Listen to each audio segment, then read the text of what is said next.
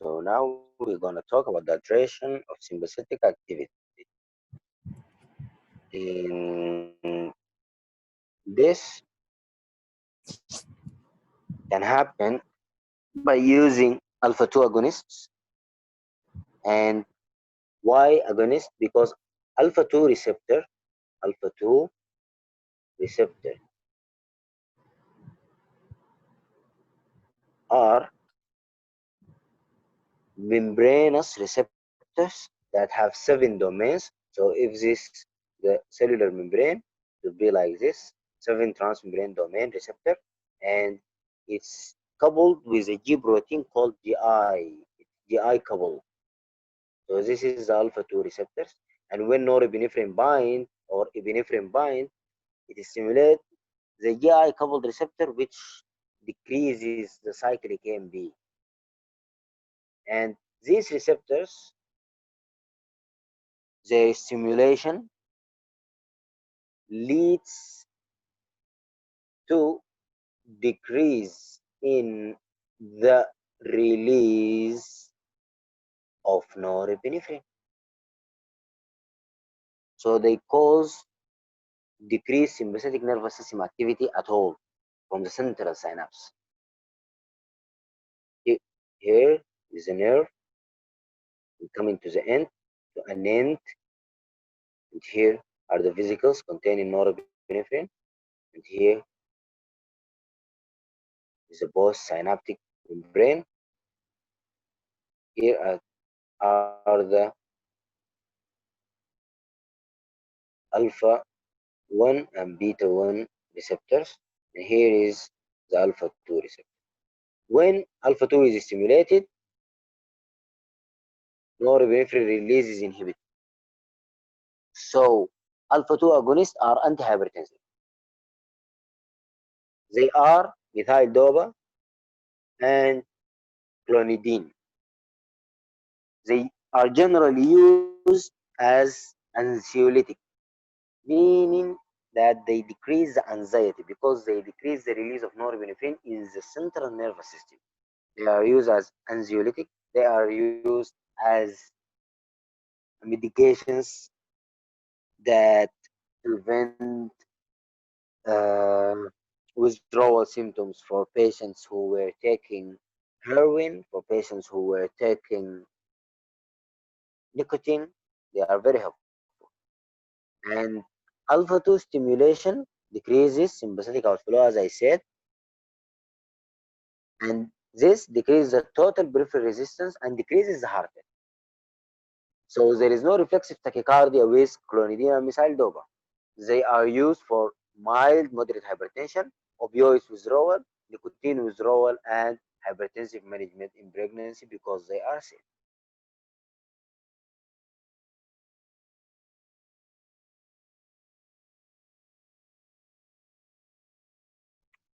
Their side effects, they cause hemolytic anemia, positive Coombs test, hemolytic anemia, especially the methyl dopa. They cause CNS depression because they decrease the sympathetic outflow, so they may cause dizziness and they cause somnolence. Both of them, they may cause edema because they causes vasodilation, and vasodilation increases the blood flow to the capillaries and increase filtration, and they may be interacted with tricyclic antidepressant because tricyclic antidepressant decrease their antihypertensive effect because tricyclic antidepressant prevent tricyclic antidepressant they prevent the norepinephrine uptake, and the norepinephrine uptake serotonin norepinephrine reuptake inhibitors, and this will affect the absorption of the medication themselves and will affect the activation of the alpha 2 channel.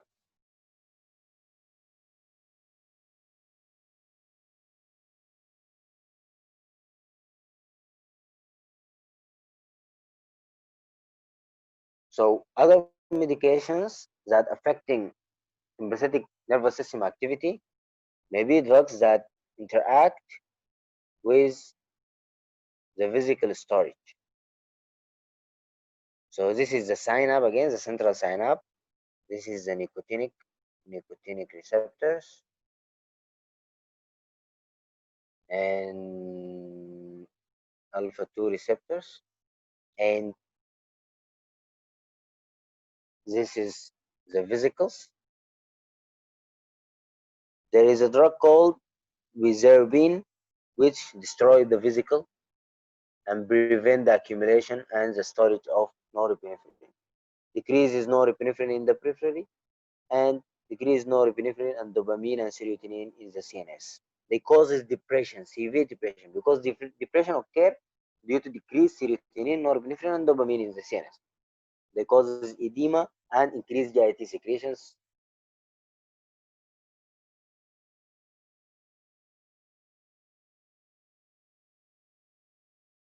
So we manage the patients according to the class of the blood pressure.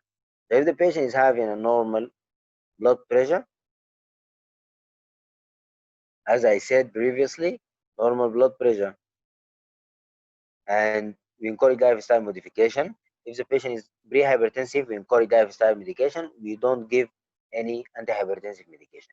If the patient is at stage 1, we do lifestyle modification. If there is a compelling indication, we give specific medication. If there is no compelling indication, we give thiazide. We consider other medications. Stage 2, we give two combination or the compelling medication. This is the old classification. And in the new classification, we do lifestyle modification for all as here, but we start antihypertensive only if it's stage 1 and the patient is having cardiovascular risk more than 25%, and if the patient is stage 2, irrespective of the cardiovascular risk.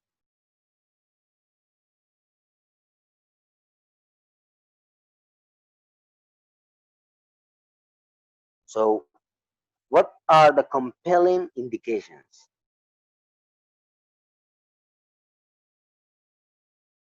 Heart failure, both myocardial infarction, and high risk for coronary artery disease. Patients with heart failure must receive thiazide, beta blocker or ACE inhibitors, or angiotensin receptor blockers, aldactone antagonists.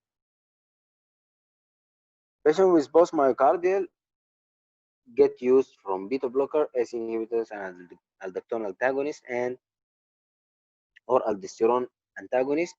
And patients with high risk of coronary artery diseases get used better from thiazide, blood pressure ACE inhibitors, and CCP. And these are the clinical trial through which they were investigated.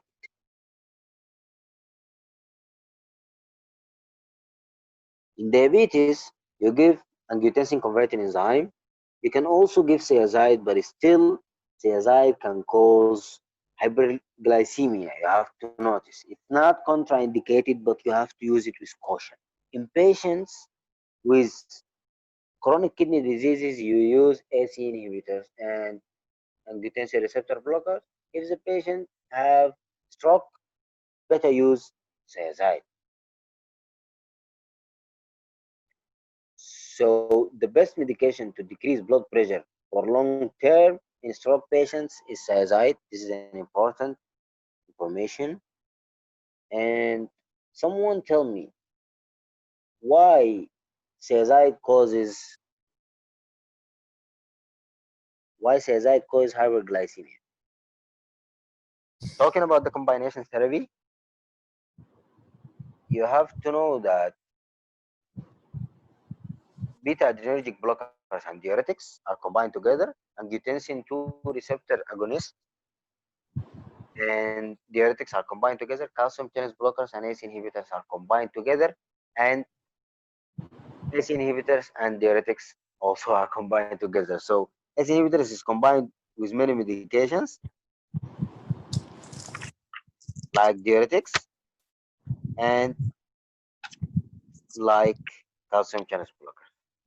Okay. You follow up the patient when you give him antihypertensive within 1 to 2 months after initiating the therapy. You have to recognize that high risk patients require high dose or combined therapies, and shorter intervals between changes of medications must be considered. You have to consider the reason or lack of responsiveness. If the patient blood pressure is not being controlled, and sometimes you reduce the dose after 1 year when you achieve the goal or you become below the blood pressure goal. So this is how we follow up our patients. So always be aware when the patient is having a sign of non-adherence. It's not something easy when the patient comes to you and says that I don't take my medication. Don't underestimate this. This is a very important situation. You have to consider it and you have to focus why your patient is not taking his medication. You have to review the medications and you have to review the situations and the conditions that the patient is having to understand why he's not taking his medication regularly. So adherence is very important. You have to establish a goal for the therapy and you have to encourage a positive attitude about achieving the goal for the patient. You have to refer the patient for pharmacotherapist or clinical pharmacist for following his therapy.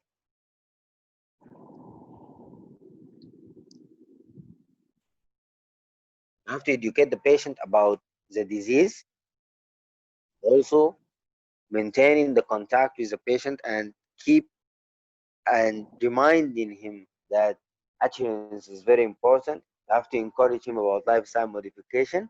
You have to give him the information so he can understand what he is missing and what he is doing and what he is losing when he is not taking his medication or improving his lifestyle. So try to keep the care inexpensive and simple so the patient will not run away. And you have to continue to add drugs according to the situation that you are having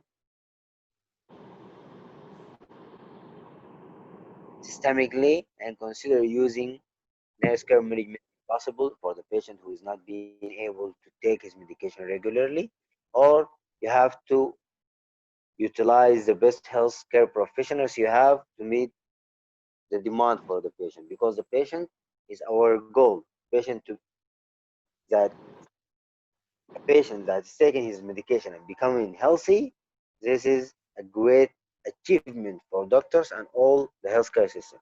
So always try new approaches if the patient is not responding. So what about emergencies? I think adherence is very clear now, right?